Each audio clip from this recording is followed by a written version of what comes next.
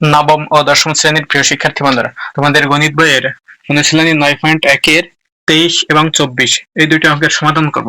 তো প্রথমে এখানে 23 নম্বরে দেওয়া আছে cosec a minus cot a is equal to 4/3 হলে cosec a plus cot a এর মান কত? তো আমাদের এখানে cosec a minus cot a আছে, আর এখান থেকে cosec a plus cot a আছে, ঠিক আছে। তো এই মাইনাসের বিপরীতটা প্লাস, ঠিক আছে। তো এখানে যেটা আছে এখানে সেটার বিপরীতটা আছে, ঠিক আছে। তো এটা এখন যদি হয় তাহলে এটাও বিপরীত হয়ে যাবে, ঠিক আছে। অর্থাৎ এই 3টা উপরে চলে যাবে আর 4টা নিচে চলে আসবে, ঠিক আছে। তাহলে আমরা সেটা কিভাবে বের করব দেখো, এখানে যেটা দেওয়া আছে সেটা লিখি। দেওয়া আছে, কি দেওয়া আছে দেখো, এখানে দেওয়া আছে cosec a minus cot a is equal to 4/3, এটি দেওয়া আছে, ঠিক আছে। তো এরকম হলে এখানে যেহেতু প্লাসেরটা বের করতে বলছে, ঠিক আছে, এখানে যেটা আছে তার প্লাসের অর্থাৎ তার বিপরীতটা, ঠিক আছে। তাহলে এখানে যেটা আছে তার বিপরীতটা দিয়ে এই উভয় পক্ষকে গুণ করতে হবে, ঠিক আছে।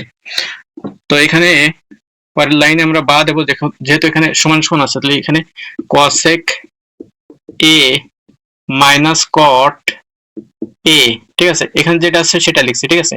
আর এটাকে কি করতে হবে, এর বিপরীতটা দিয়ে কি করতে হবে, গুণ করতে হবে। অর্থাৎ এর বিপরীতটা হচ্ছে cosec a plus cot a, ঠিক আছে। cosec a minus cot এর বিপরীতটা হচ্ছে cosec a plus cot a। তাহলে এখানে এই পক্ষ অর্থাৎ এখানে বাম পক্ষকে আমরা এটা দিয়ে গুণ করেছি এটা দ্বারা, ঠিক আছে। তাহলে আমাদের ডান পক্ষকেও ঠিক সেই একই জিনিস দ্বারা গুণ করতে হবে, ঠিক আছে। অর্থাৎ cosec a plus cot a দ্বারা গুণ করতে হবে। তাহলে সেটা করলাম, ঠিক আছে। তো এখানে নোট লিখতে পারো যে লব উভয় পক্ষকে, ঠিক আছে, উভয় পক্ষকে অর্থাৎ বাম পক্ষ আর ডান পক্ষ, ঠিক আছে, উভয় পক্ষকে cosec a plus cot a দ্বারা গুণ করে, ঠিক আছে।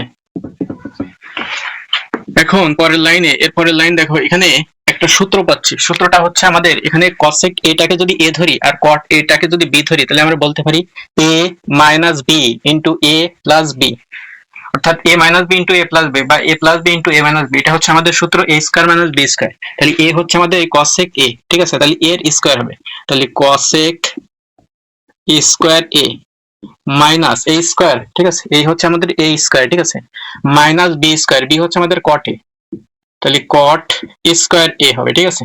তাহলে a square minus b square, এটা সূত্র আমরা a square minus b square ফরম্যাটে ফেলে এই প্রয়োগ করলাম, ঠিক আছে। এর পরের লাইন এখানে যেটা আছে সেটা থাকবে, যেহেতু এখানে সূত্র হচ্ছে না, ঠিক আছে। যে 4/3 cosec a plus cot a, ঠিক আছে। তো এইটার একটা সূত্র আছে cosec a minus cot a, এটা সমান আমরা জানি 1 হয়, ঠিক আছে। cosec a minus cot a এর মান হচ্ছে কত, 1। তাই এইটার জায়গায় আমরা 1 বসাবো, ঠিক আছে। এটার জায়গায় আমরা এই 1 বসালাম, ঠিক আছে। আর এই যে cosec a plus cot a, ঠিক আছে, এটার সাথে এই যে 4/3 এটা কি আকারে আছে, এটা গুণ আকারে আছে, ঠিক আছে। এটার সাথে এটা কি গুণ আকারে আছে, ঠিক আছে। আর এই যে সংখ্যাটা, ঠিক আছে, এখানে এই পাশেও সংখ্যা হয়েছে, তো এই সংখ্যার সাথে আমাদের সংখ্যা হিসেব করতে হবে, ঠিক আছে। তাহলে এইটাকে যদি আমরা এই সমান সমানের এই পাশে নিয়ে আসি, এই সমান সমানের এই পাশে নিয়ে আসি, তাহলে এখানে এটার সাথে সম্পর্ক আছে গুণ আকারে, আর এই পাশে নিয়ে আসলে কি হয়ে যাবে, ভাগ হয়ে যাবে, ঠিক আছে। তাহলে এই 1 এর সাথে ভাগ 4/3, ঠিক আছে। এই সমান সমান এই পাশে আছে cosec a plus cot a, ঠিক আছে। তাহলে পরের লাইন এই যে 1, ঠিক আছে, আর এই যে ভাগ এটা গুণ হয়ে উল্টে যাবে, অর্থাৎ 3 উপরে চলে যাবে আর 4টা নিচে চলে আসবে। এই সমান সমান এই cosec a plus cot a, ঠিক আছে। এখন 1 এর সাথে এটা গুণ করলে কি হবে, এখানে যেটা আছে সেটাই হবে, ঠিক আছে। 4/3 এর সাথে 1 গুণ করলে কি, এই 3/4 এর সাথে গুণ করলে কি হবে, 1 3/4ই হবে, ঠিক আছে। তাহলে এটা সমান সমান এই পাশে যেটা আছে সেটা বসবে, ঠিক আছে, cosec a plus cot a। তো আমাদের এখানে যেটা বার করতে বলছিল যে cosec a plus cot a, এটির মান বের করতে বলছিল, ঠিক আছে। যে সেটার মান আমরা পেয়ে গেছি 3/4। এখানে বলছিলাম যে এটা উল্টে যাবে, ঠিক আছে, এখানেও কি দেখো উল্টে গেছে, তাহলে 3/4 হয়েছে, ঠিক আছে। তাহলে আমরা লিখতে পারি অতএব cosec a plus cot A is equal two 3/4। তো এটার মান বের করতে বলছো, এটার মান বের হয়ে গেছে, ঠিক আছে। তাহলে আমরা লিখতে পারি অতএব নির্ণেয় মান cosec a, নির্ণেয় মান cosec a plus cot a সমান সমান 3/4, ঠিক আছে। আশা করি তোমরা বুঝতে পারছো। এরপর 24 নাম্বার, ঠিক আছে। 24 নাম্বারে এখানে দেওয়া আছে, দেখো cot a is equal to b by a হলে a sin a minus b cos a by a sin a plus b cos a এর মান নির্ণয় করো। তো আমাদের এখানে এই cot a এটা সমান আমরা একটা সূত্র জানি, ঠিক আছে। দেখো cot থিটা, ঠিক আছে, cot থিটা সমান cos theta by sin theta, ঠিক আছে। এই সূত্রটা জানি, ঠিক আছে। তাহলে আমরা এখান থেকে cos আর sin এর মান বের করতে পারবো, হয় cos এর মান বের করব অথবা sin এর মান বের করব, যে কোনো একটার মান বের করব। এখানে sin আর cos আছে, ঠিক আছে। তো এখানে sin এর মান বের করেও এখান থেকে, ঠিক আছে, sin এর মান বের করে এটা সমাধান করা যাবে, আবার cos এর মান বের করেও এটা সমাধান করা যাবে, ঠিক আছে। তো এখানে যেটা দেওয়া আছে সেটা আমরা প্রথমে দেখি। দেওয়া আছে cot a is equal to b by a, ঠিক আছে। তাহলে cot এর সূত্র আমরা জানি কি, cos a by sin a is equal to b by a, ঠিক আছে। এখন আর গুণ করলে দেখো এই cos এর সাথে a গুণ হবে, ঠিক আছে, আর sin এর সাথে b গুণ হবে। তাহলে আমরা আর গুণ করি, যেহেতু cos বা sin যে কোনো একটার মান বের করবো, ঠিক আছে। তাহলে এখানে cos এর সাথে a, cos a এর সাথে cos গুণ হবে, তাহলে a cos a হবে, ঠিক আছে। a cos a is equal two, এই যে sin এর সাথে এই b গুণ হবে, ঠিক আছে, আর গুণ এইভাবে, ঠিক আছে। তাহলে এখানে b sin a, ঠিক আছে। তো এখানে দেখো এখানে এই cos এর মানটাও বের করা যাবে, sin এর মান বের করা যাবে, যে কোনো একটার বের করে আমরা এখানে এইটার জায়গায় এই যে sin এর মান বের করলে এইটার জায়গায় এই বসা এই cos এটা বসাতে হবে, ঠিক আছে। এই sin এর জায়গায় এই যে a cos a বসাতে হবে, ঠিক আছে। আর cos এর মান বের করলে আমাদের এইটার বসাতে হবে, ঠিক আছে, যে কোনো একটা বসানো যাবে, ঠিক আছে। তো এখানে শুধু cos এর মান বের করতে হবে, ঠিক আছে। এখানে এই যে এটা আছে, ঠিক আছে, এই এটা এই cos এর সাথে আছে কি গুণ আকারে আছে, ঠিক আছে। এখানে এই যে cos, এই শুধু cos এর মান বের করা যাবে, ঠিক আছে। এখানে cos এর সাথে b আছে, এখানে cos এর সাথে a আছে, ঠিক আছে। তো এটার সাথে তো মিলতেছে না, ঠিক আছে। আবার যদি আমরা sin a, ঠিক আছে, এখানে sin এর সাথে b আছে, দেখো এখানে sin এর সাথে a আছে, তো এটার সাথে মিলতেছে না। এই কারণ কি করতে হবে, আমাদের শুধু sin a অথবা শুধুমাত্র cos এর মান বের করতে হবে, ঠিক আছে। তাহলে পরের লাইনে আমরা পাবো এই যে a এর সাথে গুণ আছে, ওই পাশে গেলে কি হয়ে যাবে, ভাগ হয়ে যাবে, তাহলে শুধু cos a থাকবে। cos a is equal two এই যে b sin a, ঠিক আছে। এটার সাথে এই a এর পাশে এসে কি হয়ে গেল, ভাগ হয়ে গেল, ঠিক আছে। তাহলে cos a এর মান এই যে b sin a by a, এটা আমরা পাচ্ছি, ঠিক আছে। তাহলে এখন আমাদের এই যে রাশিটা আছে, ঠিক আছে, এই প্রদত্ত রাশি, এটার মান আমরা বের করবো, ঠিক আছে। তাহলে এখন বা প্রদত্ত রাশি, ঠিক আছে, যে কোনো একটা লেখা যায়। এখন এখানে a sin a minus b cos a by a sin a plus b cos a। এরপরের লাইনে এখানে যেহেতু সমান সমান নেই, তাহলে বা হবে না, সমান সমান হবে, ঠিক আছে। এখন এই যে sin a, এটার মান তো আর বের করিনি, বের করেছি cos এর মান, ঠিক আছে। তাহলে cos এর জায়গায় এই মানটা বসাতে হবে, ঠিক আছে। তাহলে এখানে a sin a আছে, সেটা যেমন আছে তেমন থাকবে, a মাইনাস এই b এর জায়গায় b থাকবে, ঠিক আছে। এই cos এর জায়গায়, এই যে cos এর জায়গায় দেখো এইটুক, ঠিক আছে, এইটুক বসাতে হবে এই cos এর জায়গায়। তাহলে এখানে b sin a by a, ঠিক আছে, এটা বসবে, তাহলে সেটা বসালাম, ঠিক আছে। এরপরে এই যে দাগটা, ঠিক আছে, এই দাগটা আমরা এই দিলাম, ঠিক আছে। এই যে a sin a আছে, সেই a sin a তার জায়গায় যেমন আছে তেমন থাকবে, এই প্লাসটা এই দিলাম। এই যে b এর জায়গায় b থাকবে, এই cos এর জায়গায় এই মানটা, ঠিক আছে, এই যে মানটা, এই মানটা বসবে, ঠিক আছে। অর্থাৎ b sin a by a সেটা বসলো। তাহলে পরের লাইনে আমরা কি পাবো, এখানে a sin a আছে, ঠিক আছে, তাহলে সেটা যেমন আছে তেমন থাকবে।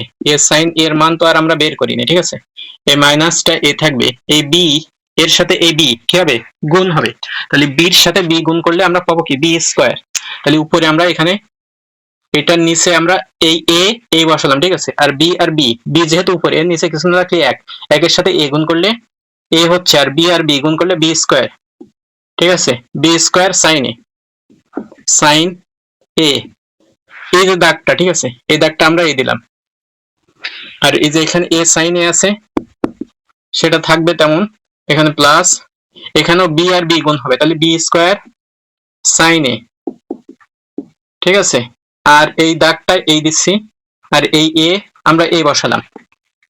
এখন দেখো এখানে এটা এটা এখানে মাইনাস আছে, আর এটা হচ্ছে ভগ্নাংশ, তাহলে ভগ্নাংশ হলে আমরা কি জানি, লসাগু নিতে হয়, লসাগু নিয়ে তারপরে যোগ বিয়োগ করতে হয়, ঠিক আছে, তাহলে আমরা এখানে উপরে লসাগু a আর a নিচে 1, তাহলে a আর 1 এর লসাগু a, ঠিক আছে, a লসাগু নিলে এই a কে এইখানে 1 আছে এর নিচে কিছু না হলে 1, সে 1 দ্বারা a কে গুণ করতে হবে, প্রথমে ভাগ করতে হবে, ঠিক আছে, লবের সাথে হরের সাথে ভাগ আর লবের সাথে গুণ, তাহলে হরের সাথে ভাগ করলে 1 দ্বারা a কে ভাগ করলে a হবে, সেই a দ্বারা উপরে a sin a কে গুণ করলে আমরা পাবো কি, a আর a গুণ করলে a স্কয়ার sin a হবে, ঠিক আছে, a মাইনাস a বসালাম, এখানে a দ্বারা এই a কে ভাগ করলে 1, সেই 1 দ্বারা এই b স্কয়ার sin a এটাকে গুণ করলে b স্কয়ার sin a হবে, ঠিক আছে, এখানে নিচেও ঠিক তাই, ঠিক আছে, a আর 1 এর লসাগু a, আর a দ্বারা এই যে a sin a কে ভাগ করার পরে গুণ করলে এখানে পাবো a স্কয়ার sin a, ঠিক আছে, উপরে ঠিক যেভাবে করছে এখানেও ঠিক তাই, এখানে শুধু মাঝে প্লাস আছে, আর সব যা আছে তাই থাকবে, ঠিক আছে, a দ্বারা একে ভাগ করলে 1, সেই 1 দ্বারা b স্কয়ার sin a কে গুণ করলে b স্কয়ার sin a, ঠিক আছে। এখন কি হবে, এই যে ভগ্নাংশ আর একটা ভগ্নাংশ, পরপর দুইটা ভগ্নাংশ হলে কি জানি আমরা জানি এই যে ভাগটা, এই ভাগটা কি হয়ে যায়, গুণ হয়ে উল্টে যায়, ঠিক আছে, তাহলে এখানে যেটা আছে সেটা বসাও, a স্কয়ার sin a